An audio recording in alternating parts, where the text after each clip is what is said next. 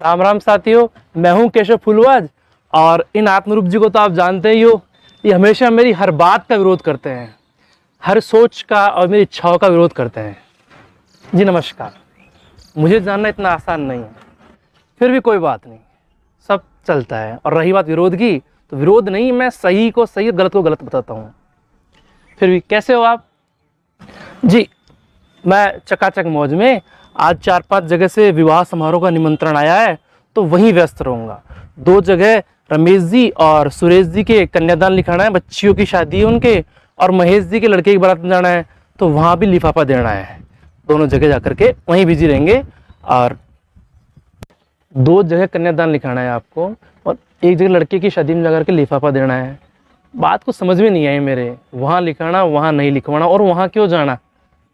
और आप तो दिनेश जी बच्चे की शादी भी है, तो वहाँ कन्यादान क्यों बोल रहे हो आप देना?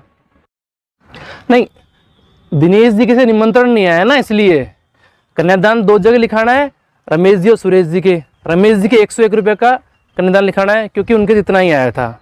और सुरेश जी के थोड़े पैसे वाले हैं, तो वहाँ कम से कम 501 तो चलेगा ही, उससे कम नहीं बैठेगा। और महेश जी के बच्चे की शादी में तो सिर्फ वहाँ जाना है और बच्चे को लिफाफा दे करके आना है, क्योंकि लड़के के हम लिखते कहाँ हैं, तो वहाँ लिखवाना ही नहीं है। अच्छा।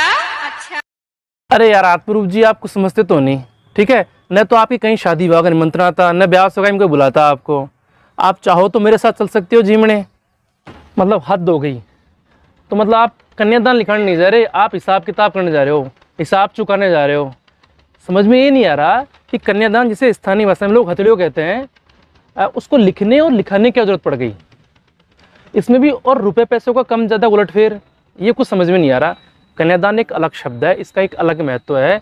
ये जो आप कन्यादान कर रहे हो, जिसे हथेलियों कहते हैं स्थानीय भाषा में, यह एक धार्मिक रूप से स्नेहपूर्ण दी जाने वाली निधि है। इसका एक अलग ही सामाजिक भी महत्व है, जो अभी आप समझ नहीं सकते, क्योंकि मैं समझाऊंगा तो आपके पल्ले नहीं पड़ेगा, क्योंकि आपका मानसिक स्तर थोड़ा कमज़ोर है। तो इसे समझने के लिए आपको बहुत टाइम लगेगा। और आप चाहो तो 10 रुपये दे दो ना कन्यादान में। ये क्यों 500, 1000, 1100 इतना क्यों बढ़ा रहे हो? 10 रुपये काफ़ी है, बस आपका भाव होना चाहिए वहाँ, वो बहुत है। और ये ज़रूरी नहीं कि जहाँ से निमंत्रण आए सिर्फ उसी को कन्यादान दे। कन्यादान आप किसी को भी दे सकते हो, ये एक तरह से धार्मिक भाव है। और ये लड़के का लिफाफा वाला मैटर क्या है, ये समझ में नहीं आया। लड़के को लिफाफा क्यों देना, ये कौन सा दान है? हे भगवान! अरे मतलब लड़कों की शादी में जाते हैं तो वहाँ फ़ोटो खिंचवा के उसको आशीर्वाद देते हैं ना, तो वो आशीर्वाद ये वहाँ भी देना पड़ेगा ना, सब देखते हैं। आशीर्वाद दीजिए ना, खूब आशीर्वाद, खूब आशीष दीजिए भर भर के उसको। ये 101 का लिफाफा क्या मतलब है? आशीर्वाद तो है ही नहीं, ये तो साफ तौर पर दिखावा हुआ, दिखावा कर रहे हो आप। इसमें आशीर्वाद की भावना तो पता नहीं कहाँ छुप गई।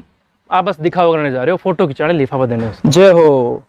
ये आधुनिकता का युग दिखावा पे चल रहा है, हमने भी ऐसे किया था और सब ऐसे करते आए हैं। आप तो रहने दो।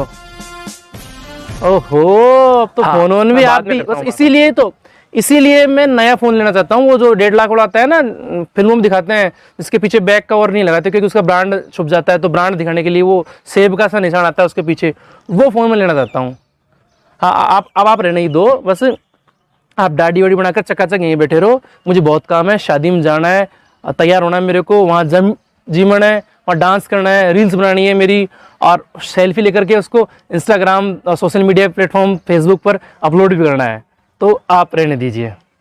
आत्मा और शरीर के मध्य में ये मन अपने खेल दिखाए।